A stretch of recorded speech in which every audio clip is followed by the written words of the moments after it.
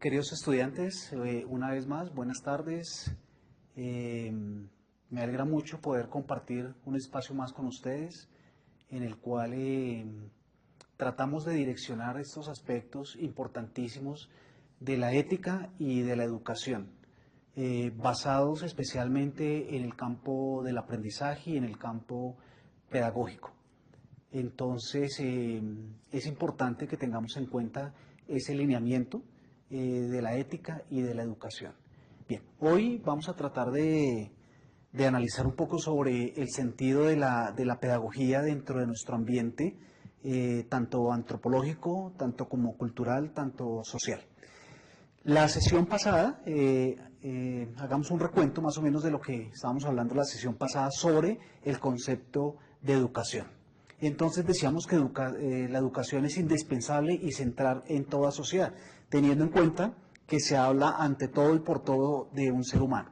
Es decir, el punto céntrico, volvemos a decirlo una vez más, el origen de todo y el fundamento de todo este proceso, tanto ético como educativo, como social, como antropológico, en el ambiente que sea, es netamente el ser humano, la persona humana, el centro de todo este proceso académico, de todo este proceso educativo, de todo este proceso civil y lógicamente en pro del desarrollo es la parte humana. Bien, entonces veíamos aquí en la imagen que educar es una tarea indispensable y central de toda sociedad. Se habla de educación en los campos del desarrollo social, político, económico, personal del individuo. Y entonces quedó pendiente el mirar la pregunta de qué es entonces o qué se entiende realmente por educación dentro del ámbito ético y dentro del ámbito social. Veíamos algo de Platón, ¿cierto? Alguna evidencia del contexto de Platón y ¿qué nos dice Kant? Miremos un momentico qué nos dice Kant acerca de la educación. La educación es una idea verdadera, lo que significa que se encuentra en la razón humana. Volvemos a decir que la educación, la ética, la sociedad, todo ese énfasis se encuentra en la razón humana. Y como el resto de las ideas, tiene un papel regulador. Las ideas, por lo tanto, son faros que tienen que guiar la acción colectiva. Entonces, ahí hay una parte negativa, otra parte positiva, ahí ya ustedes lo mirarán. Bueno, eso es lo que hablábamos sobre la educación la clase o la sesión pasada. Tengamos en cuenta que ya para hoy, la sesión de hoy, tengamos en cuenta que las actividades, el desarrollo de las actividades cambiaron un poquito toda vez que se presentaron algunas anomalías o algunas situaciones de la parte de la matrícula de cada uno de ustedes. Entonces, por lo tanto, se extendió un poquitico el plazo para la entrega de cada una de las unidades. Por lo tanto, quedó de la siguiente manera. Para la unidad 1, comenzamos el 18 de agosto y terminamos el 12 de septiembre, es decir, la próxima semana. Entonces, todavía queda una semana más para que empiecen o continúen realizando sus actividades. La unidad 2 queda del 13 de septiembre al 30 de septiembre y la unidad 3 queda del 1 de octubre al 15 de octubre. Bueno, entonces la pregunta de nuestras sesiones de hoy, nuestra pregunta es, en tu proyecto de vida, en tu análisis de vida, en tu situación de vida, en todos los aspectos de esa vida cotidiana que ustedes llevan, que cada uno de ustedes lleva, ¿en qué consiste la visión antropológica y cultural pedagógica? Ese es el punto que vamos a tratar de vislumbrar en el día de hoy. Vamos a tratar de darle el sentido a esta pregunta, vamos a tratar de argumentarla bajo el horizonte, recordemos, bajo el horizonte de la ética y bajo el horizonte de la sociedad.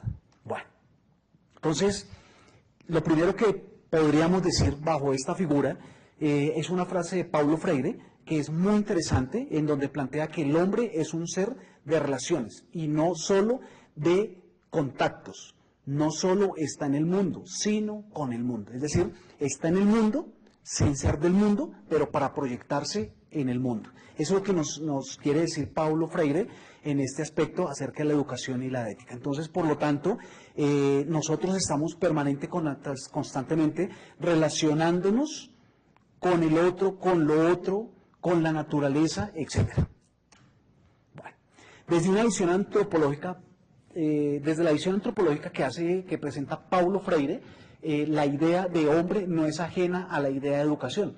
No existe educación sin sociedad humana y no existe hombre fuera de ella. Entonces, por lo tanto, ¿qué desarrolla o qué presenta este aspecto? Que en nuestra vida diaria, en nuestra cotidianidad diaria, en nuestro proceso de aprendizaje y nuestro proceso de educación, necesariamente, indispensablemente tenemos que darle un sentido o un cambio a nuestra existencia ética y a nuestra existencia social. Por lo tanto, no existe una educación sin una sociedad humana. Claro, lógicamente, si no existiera el ser humano, si no existiera un Estado, si no existiera la parte gubernamental, si no existieran las instituciones, si no existieran las entidades, tanto públicas como privadas, pues lógicamente no habría sociedad humana y por lo tanto el hombre estaría en descontexto o simplemente no existiría. Aquí yo les ubico un ejercicio que es muy sencillo, en el cual podríamos pensar, yo los invito a que pensemos por unos momentos, o imaginémonos más bien por unos momentos, una ciudad vacía, una ciudad totalmente vacía, que no haya absolutamente nada, vacía totalmente. Imaginémonos por un momento esa ciudad vacía. Ya la idea es que nosotros hagamos el ejercicio y nos demoremos un tiempo prudencial tratando de desarrollar y tratarnos de meternos dentro de nuestro ser ese contexto de lo que es una ciudad vacía. Y la primera pregunta que surge aquí es, ¿qué sería lo primero que pondríamos o ubicaríamos dentro de esa ciudad vacía? ¿Qué sería? Entonces, ahí también la idea es que nos demos unos minutos, unos segundos, para poder decir, oiga, lo primero que yo metería, lo primero que yo insertaría, lo primero que yo haría era tal cosa. ¿Qué haríamos nosotros? ¿Qué haría cada uno de ustedes, si les presentan esa ciudad vacía? Y la empezaríamos a llenar. La empezaríamos a decir, bueno, tal cosa, tal otra cosa, tal otra cosa. ¿Cuál sería ese segundo elemento? ¿Cuál sería el tercero? ¿Cuál sería el quinto? ¿Y cuál sería de pronto el último para llenar esa ciudad que totalmente está vacía? Entonces muchos de ustedes podrán decir, no, lo primero que podríamos llenar ahí, podríamos ubicar ahí, es al ser humano, a la persona.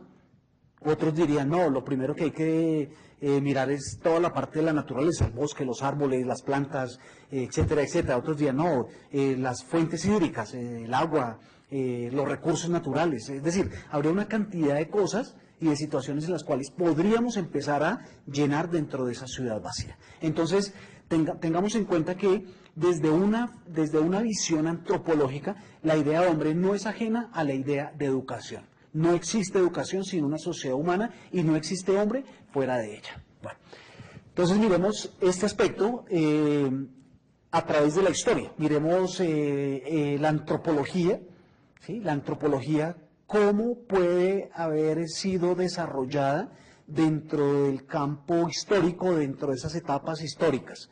Es bueno este aspecto porque ahí nos vamos contextualizando en esa parte de lo que nosotros queremos en algún momento, que es la tercera unidad de este módulo o de este semestre o de este nivel, mirar verdaderamente o teniendo en cuenta estos aspectos, cómo está estructurada y cómo está formada la ética en una sociedad. Entonces, para eso pues tenemos que dar algunos lineamientos y algún contexto histórico. Entonces, la antropología de la Edad Media. Miremos tres autores, Sócrates, Platón y Aristóteles. ¿Qué nos plantean ellos acerca de la antropología? Sócrates nos dice que la antropología es la función ética o práctica, felicidad del hombre. Todo parte dentro de la felicidad del hombre. Finalmente, una de las cosas para las cuales creería yo que el ser humano existe es para ser feliz. Y para hacer feliz a la otra persona con la cual yo estoy compartiendo diariamente. Esos son aspectos éticos, esos son aspectos de la educación y de la formación del ser humano. No sé hasta qué punto, queridos estudiantes, el hombre, si no fuera feliz, tendría la posibilidad de existir adecuadamente. Entonces, des en cuenta que la felicidad es una de las grandes virtudes de los griegos y para los griegos. La virtud fundamental para los griegos, especialmente para Aristóteles, es llegar a la felicidad. Entonces, Platón nos lo plantea de esa manera. La función ética o práctica, la praxis diaria del ser humano, se encuentra ¿en dónde? En la felicidad. Y por lo tanto, el alma está relacionada con lo que nos permite decidir nuestra conducta. La felicidad está relacionada con el conocimiento del bien y del mal, aunque tengamos en cuenta, tengamos presente que la idea de bien y mal es muy relativo. Para mí puede ser bien lo que para otro puede ser mal, o viceversa. Por ejemplo, para mí puede ser bien colocarme un cinturón lleno de explosivos e inmolarme en un grupo. ¿Sí? Por ejemplo, para estas culturas orientales, hacer ese acto es adecuado, es bueno y alaba además a su Dios, a Alá. Entonces, eso es agradable. Para nosotros occidentales, hacer un acto de esos es terrorismo. Entonces, des en cuenta cómo es muy relativo el concepto de bien y el concepto de mal. Entonces, es tratar de procurar siempre y en todo momento qué nos conviene, lo que me conviene a mí y lo que le conviene a la sociedad. Digámoslo al contrario, lo que le conviene a la sociedad muy seguramente me va a convenir a mí, porque yo en función de la sociedad tengo que pensar en mi bienestar, es decir, en mi felicidad. Si yo busco la felicidad, muy seguramente de la sociedad, de la comunidad, de la otra persona con la cual yo comparto, es decir, en este caso, de mis estudiantes, de esos chiquitines que están en un proceso de formación, pues lógicamente estoy buscando mi propia felicidad, porque muy seguramente la respuesta de esos aspectos y de ese proceso de formación y educación me lo va a dar más adelante el niño con el cual yo le estoy ayudando a formarse hoy en día. Entonces, ese es el concepto de bienestar. En el momento en que yo busque la felicidad y el bienestar para los demás, estoy buscando recíprocamente la felicidad. Para mí es como si fuera un juego, ¿no? Como si fuera una pelota en la cual yo la tiro contra la pared y rebotara. Entonces yo la tiro, ¿cierto? Yo la lanzo, e inmediatamente que hace la pelota, por la pura inercia, pues al rebotar, pega, ¿cierto?, en la pared y se devuelve. Entonces, así mismo es cuando yo realizo, cuando yo ejecuto, cuando yo hago una acción, el verbo, la acción, ¿cierto? Entonces, eso es importante que lo tengamos en cuenta. Miremos nuevamente la imagen en donde, ¿qué nos plantea Platón? Platón ya nos habla de una dualidad de cuerpo y alma. Des en cuenta que Sócrates nos lo plantea de esta forma. Sócrates, la función ética es práctica, ¿cierto? Es práctica, es buscar la felicidad del hombre. Mientras que para Platón, el dualismo, hay un dualismo, es entre el cuerpo y el alma. O sea, una cosa es el cuerpo y otra cosa es el alma. El alma no necesita el cuerpo para poder vivir. Es decir, el alma para Platón es independiente.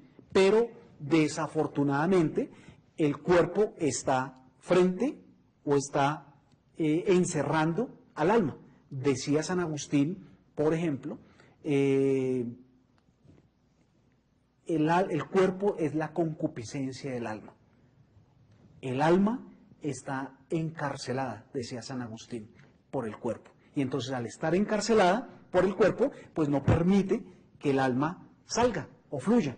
¿Sí? Entonces nuestro cuerpo, nuestra parte material, todo lo que nosotros tenemos, la parte física, es concupiscible, es decir, es el pecado que no nos deja trascender y evolucionar hasta llegar o para llegar al alma. Entonces, en el momento en que se separe o en el momento en que no exista el cuerpo, pues lógicamente el alma, ¿qué pasa? Para Platón, queda totalmente libre. Y ese es el concepto, por ejemplo, que Platón empleó para desarrollar o implementar el concepto del famoso el estado ideal. Y lógicamente, como estado ideal, está representado por el alma y el alma está representado por el supremo bien o por el máximo bien.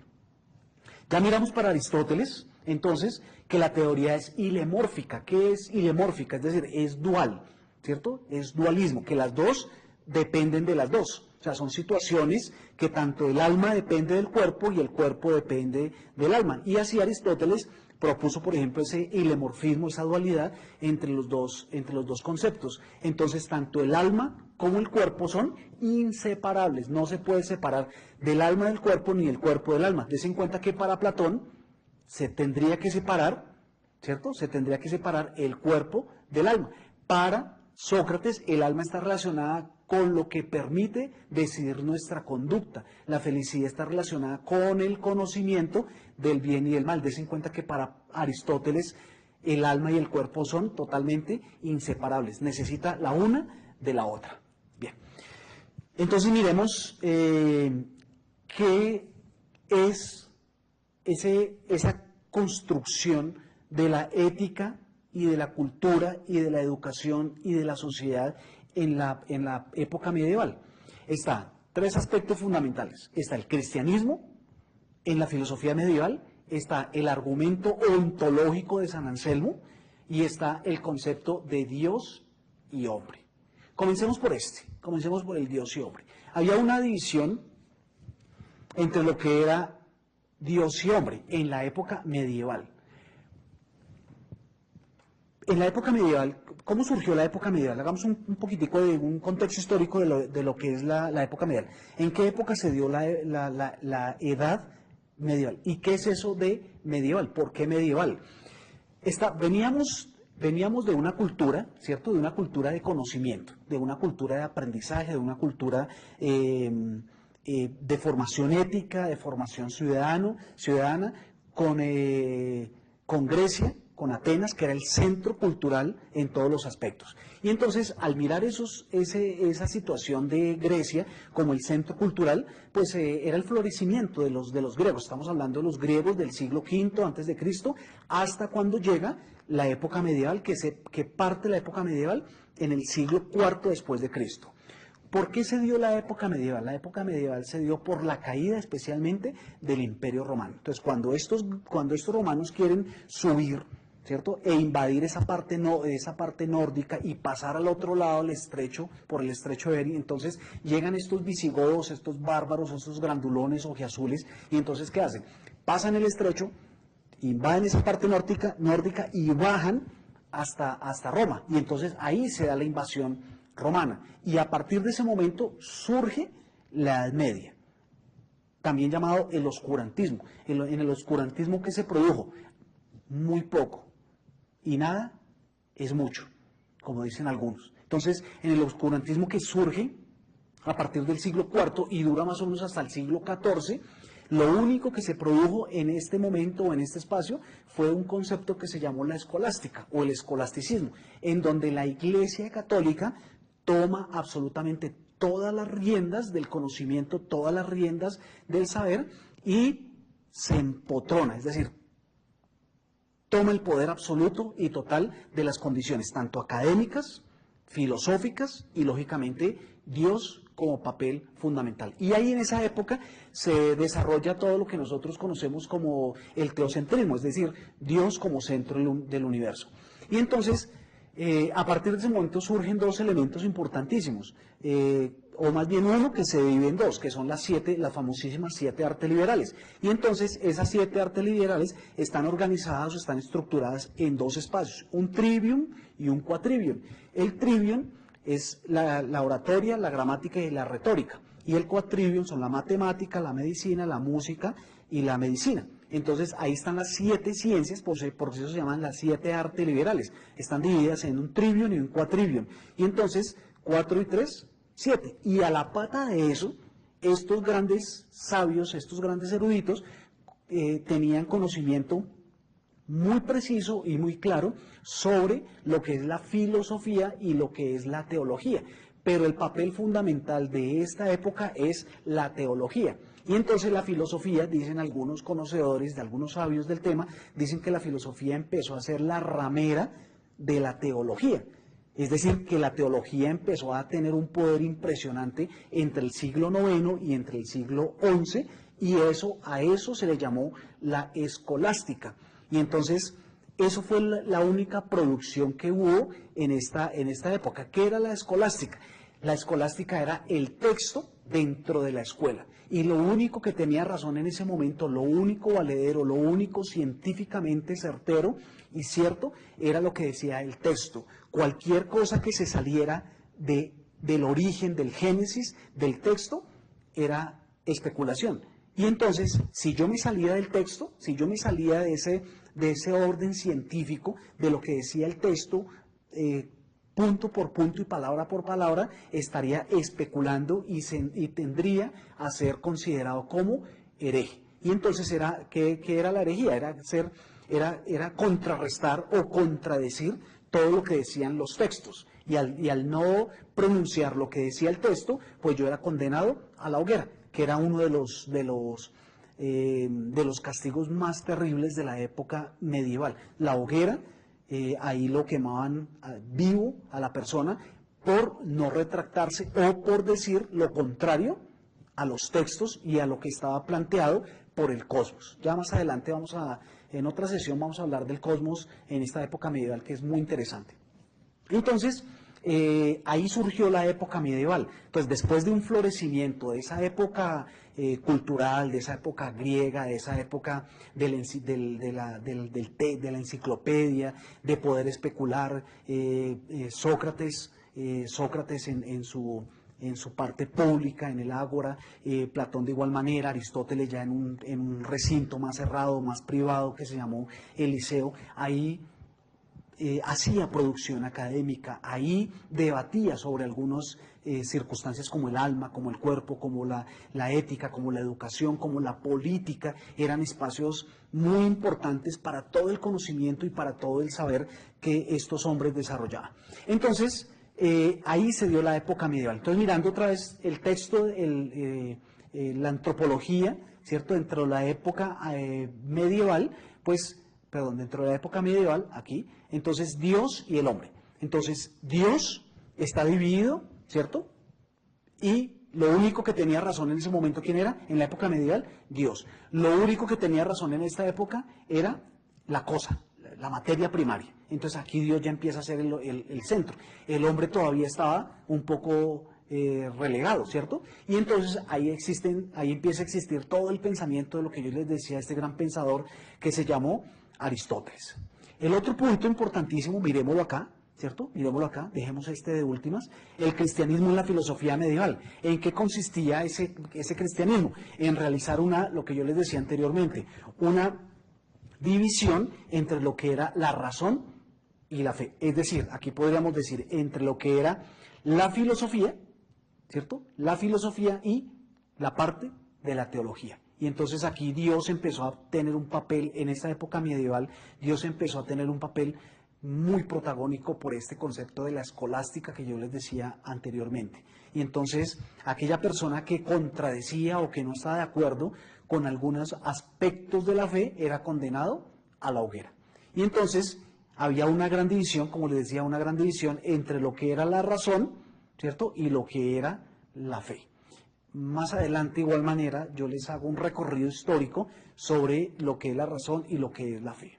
Y el último punto de este pensamiento antropológico medieval era el argumento ontológico de San Anselmo. ¿En qué consistía la parte ontológica? Ontos, ser. Logía o logos, tratado. Siempre cuando ustedes lean o escuchen este concepto terminado en logía o pedagogía, antropología, sociología, filosofía, todos esos pensamientos terminados en logía especialmente son tratados. ¿Sobre qué? Sobre lo que le antepone a esa logía, que es en este caso la ontología. Ontos, ser, es el tratado del ser. Entonces San Anselmo hace todo un tratado, toda una tesis, toda una argumentación sobre la argumentación de lo que es el hombre. Yo los invito a que leamos San Anselmo. En algunos momentos ustedes, en sus momentos de tranquilidad y esparcimiento, lean a San Anselmo. San Anselmo es un hombre que se preocupó por estudiar toda la construcción, toda la concepción de lo que es el hombre. Y entonces, a partir de eso viene la iglesia y el cristianismo, ¿cierto? La iglesia y el cristianismo. Entonces, la iglesia ya como un elemento trascendental, como un apoyo, y lógicamente viene el cristianismo.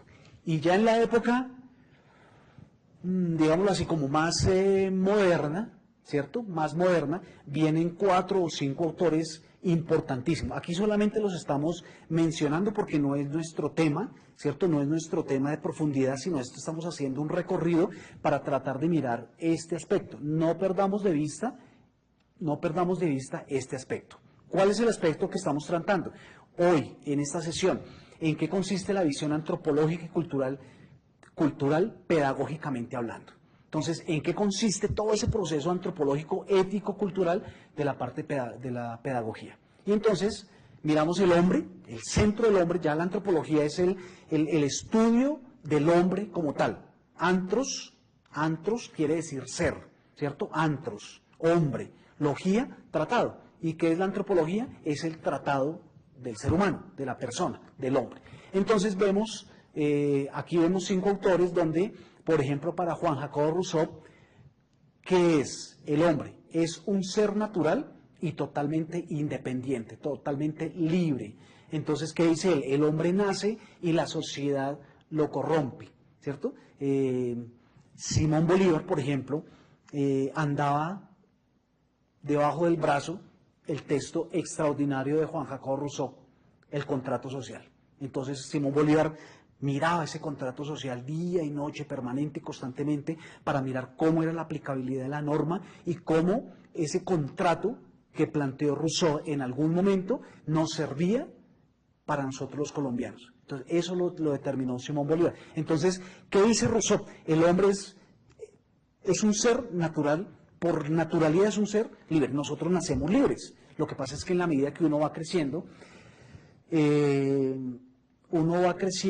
y va tomando algunas actitudes y mirando algunos aspectos y se va uno metiendo, va uno conociendo algunas personas, algunas comunidades, algunos grupos, algunas entidades, algunas empresas, algunas instituciones, y de pronto uno va tomando esas cosas o esas mañas que nos va corrompiendo diariamente. Entonces, eso lo decía Juan Jacobo Rousseau. Kant decía, un ser libre y autónomo. ¿Qué es el hombre? Es un ser libre y autónomo. Claro, Kant desarrolla todo el pensamiento sobre la autonomía, sobre el pensamiento libre que tiene el ser humano, bajo la tutela de un ser supremo que garantiza el cumplimiento del deber, recompensado con la felicidad eterna. Para Kant era fundamental el deber ser, la construcción del deber ser. ¿En qué consistía ese concepto del deber ser? No en el concepto de obligatoriedad, como nosotros de pronto lo vemos hoy en día, sino como el concepto del deber ser. Más adelante, este autor lo vamos a trabajar. Este autor en ética, en esta materia, lo vamos a trabajar. Entonces, es enriquecedor, pero veamos solamente esto, que Kant dice que el hombre es libre, ¿cierto? El hombre es totalmente autónomo y está bajo el criterio de el deber ser como pensamiento de las categorías, ¿cierto? De los implementos categóricos o de las situaciones categóricas que plantea este hombre. Hegel ya es más profundo, dice que un ser autónomo que puede decidir lo que quiere ser. Para él, el principal objetivo del hombre debe ser el intelecto, el conocimiento y la razón. 3 aspectos importantísimos, ¿no? El hombre, el deber ser, el intelecto, el conocimiento y la razón. Para Augusto Comte, ¿qué es el hombre? El hombre es un ser que solo se puede dar cuenta de lo que lo rodea por medio del contacto que el hombre tiene con el medio ambiente. Se cuenta que Augusto Comte, digamos ahí mezcla, hay una relación entre lo que es el hombre y el medio ambiente. Recordemos que nosotros como seres humanos hoy en día nos relacionamos ¿con quién? Nosotros nos relacionamos primero con nosotros mismos. Yo me relaciono conmigo mismo. Ahora, yo no le digo a mí mismo, oiga, a mí mismo, imagínense que no, ¿cierto? Yo me relaciono conmigo mismo en el momento en que actúo, en el momento en que pienso, en el momento que estructuro, en el momento que digo, oiga, ¿qué quiero comer hoy? Oiga, ¿cómo, a dónde voy a llegar? Yo no pienso, por ejemplo, si yo razono.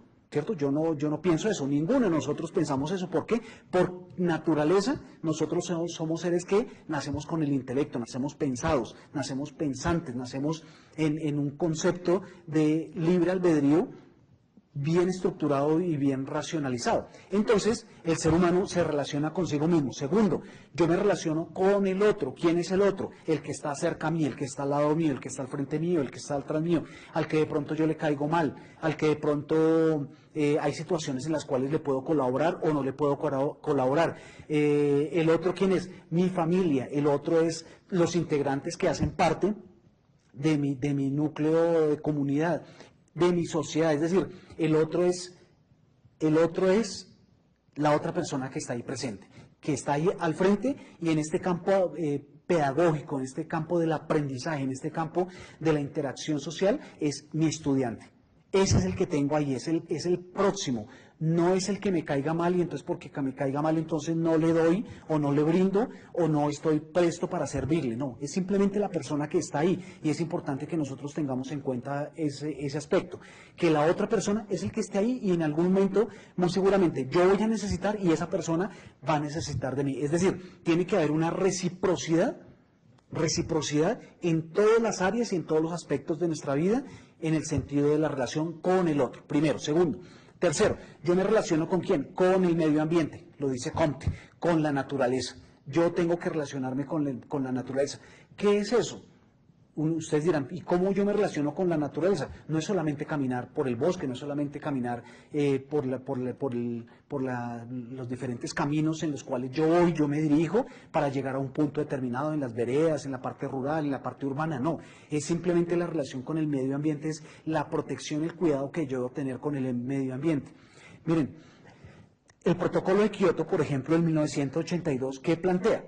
De los 194 países que existen, más las 46 islas que no han sido reconocidas como estados por los otros estados, casi todos ellos, el 85% de esos países, han pertenecido a los diferentes protocolos de Kioto. ¿Qué es el protocolo? El protocolo de Kioto es la defensa, primero, la unión que tienen esos países para la protección y el cuidado del medio ambiente. ¿Qué hacen ellos? Defienden el cuidado de que el medio ambiente permanezca en condiciones vivibles, humanamente hablando. Es decir, que no haya basura, que exista la descontaminación para poder tener un ambiente libre y sano. Y desafortunadamente los 2 o 3 países que no pertenecen a este protocolo de Kioto son los países más contaminados y más contaminantes del mundo entero. Dentro de ellos, lógicamente, está China y está Estados Unidos. Estos países no pertenecen, no hacen parte de ese protocolo de Kioto y son los países que mayor contaminan el mundo entero. Lógicamente ellos tienen sus razones, ¿no? Son países industrializados, son países que aportan a la industria, pero son países que también contaminan el medio ambiente. Afortunadamente Colombia lidera en América Latina, tanto en la parte norte, con la parte central, como en la parte sur. Colombia lidera, es uno de los pioneros en la defensa o en la protección del medio ambiente. Entonces la pregunta es, si no fuera así, imagínense cómo estaríamos.